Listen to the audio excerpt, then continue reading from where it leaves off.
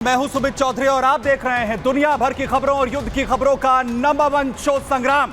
और संग्राम में आज आपको बताने वाला हूं कि आखिर कैसे मिडिल ईस्ट में इजराइल के खिलाफ अभी तक जो दुश्मन, उसके नंबर 6 दुश्मन वार जो कर रहे थे, पलटवार जो कर रहे थे, उनके खिलाफ अब इजराइल खुलकर सामने आ चुका है। और अब इजराइल ने यह ठान लिया है कि आखिर कैसे उसने अपने दुश्मन को अब रास्ते से यहां पर हटाना है, उसकी पूरी तैयारी हो चुकी है।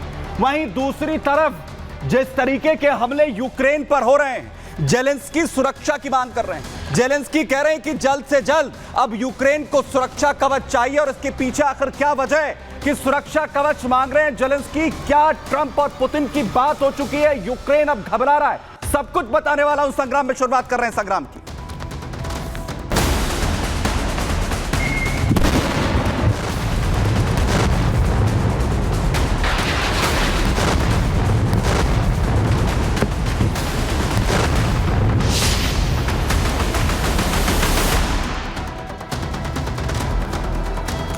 तो सबसे पहले बात उन 6 दुश्मनों की जिनके बीच इजराइल की यह भयंकर जंग लगातार चल रही है। लेकिन अब इन दुश्मनों के खिलाफ आखिर कैसे इजराइल ने ठान लिया है कि अब बाय हुक और बाय क्रुक किसी भी तरह से इन 6 दुश्मनों को मिट्टी में मिला देना है।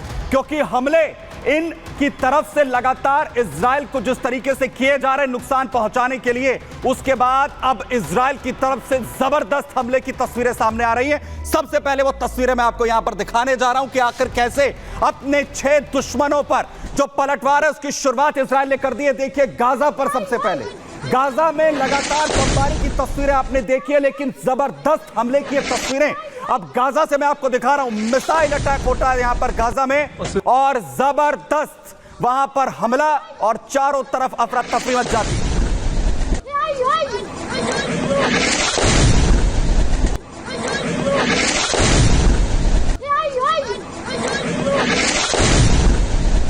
इजराइल ने गाजा में कैंप जो था उसके पास ये धमाका किया है। मिसाइल यहां पर दागी जाती है, पूरी तरह से धमाके से दहल जाता है गाजा का ये इलाका। और देखिए ये अपने दुश्मनों को जवाब इजराइल का है।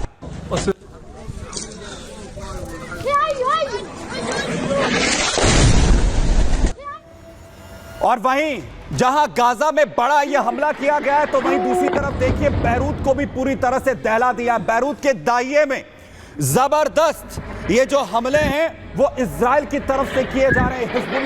हिजबुल्लाह का जो अड्डा है उसे कैसे उड़ा दिया जाता है और सिर्फ धुआं ही धुआं।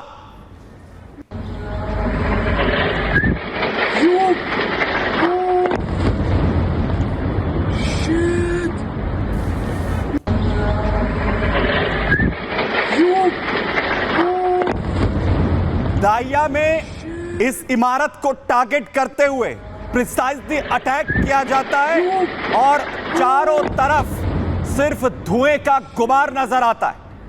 पूरी तरह से परखच्चे इस बिल्डिंग के उड़ा दिए जाते हैं जो हिजबुल्लाह का ये ठिकाना यहां पर बताया जा रहा है। और अलग अलग ठिकानों पर जो हमले हो रहे हैं और सीसीटीवी तस्वीरें यहां पर सामने आई। आखिर कैसे दाहिया शहर में टारगेटेडली कैसे इस अटैक को किया गया। देखिए सब कुछ सामान्य था और अचानक से अटैक होता है और चारों तरफ जो सीसीटीवी तस्वीरें हैं उसमें परखच्चे उड़ते हुए बिल्डिंग के नजर आते हैं।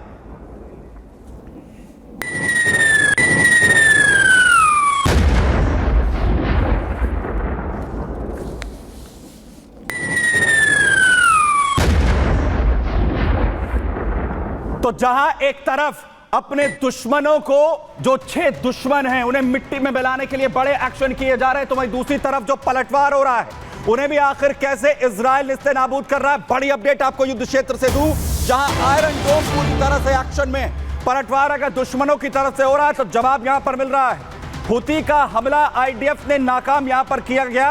हुती की तरफ से जो अटैक किया था, ड्रोन अटैक, उसे आयरन डोम ने हवा में ही मार गिराया। फुल फ्रेम जरा तस्वीरें दिखाइए।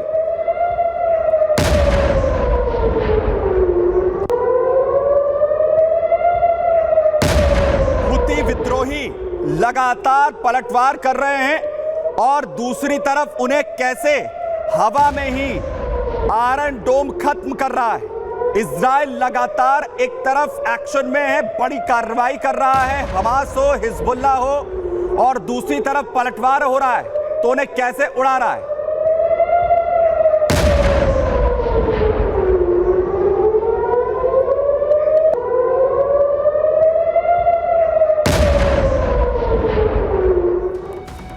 और वहीं दूसरी तरफ जो बड़े हमले हो रहे हैं, अब इराक की तरफ से भी बड़ा पलटवार किया गया, ड्रोन अटैक यहां पर किया गया है और उस ड्रोन अटैक को भी खत्म किया गया। इराक का ये इजराइल पर ड्रोन अटैक होता है और ड्रोन अटैक पर आखिर कैसे पलटवार होता है, खतरनाक इराक की तरफ से ये ड्रोन हमला और आईडीएफ ने इसे हवा में ही ढेर कर दिया।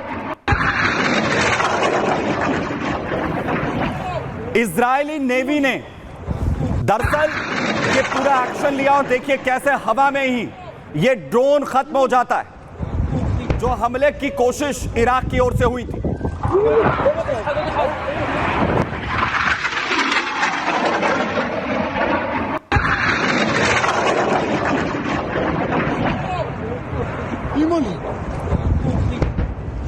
इलियत शहर के पास दरअसल इराक के ड्रोन अटैक को कैसे ढेर किया गया है, उसकी ये एक्सक्लूसिव तस्वीर आप देख रहे हैं। जबरदस्त हमले जो 6 दुश्मन हैं वो एक के बाद एक यहां पर कर रहे हैं और दूसरी तरफ आप देखिए कैसे इन हमलों को लगातार किया जा रहा है। ये ड्रोन अटैक जब लॉन्च किया गया इराक की ओर से, जबरदस्त तरीके से एक के बाद एक ये ड्रोन अटैक इजराइल को टारगेट करते हुए किया गया।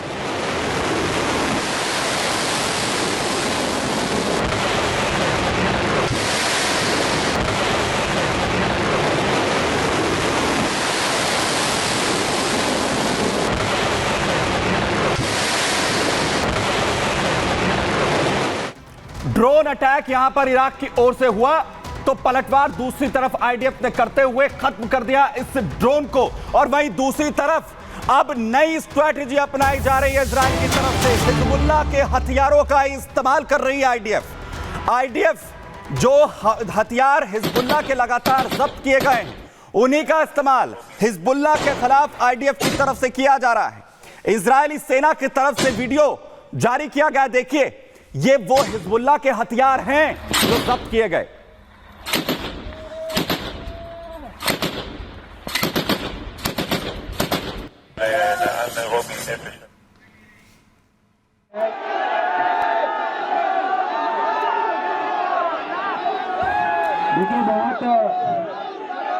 सेवा आयोग मामले को लेकर जिस तरीके से जो फैसला है वो वापस लिया गया है और स्थितियां अभी भी पूरी तरह से तनावपूर्ण। और ये बहुत बड़ा निर्णय आप सभी। बड़ी अपडेट, यूपी लोक सेवा आयोग मामले में परीक्षा विवाद पर सूत्रों के हवाले से बड़ी खबर।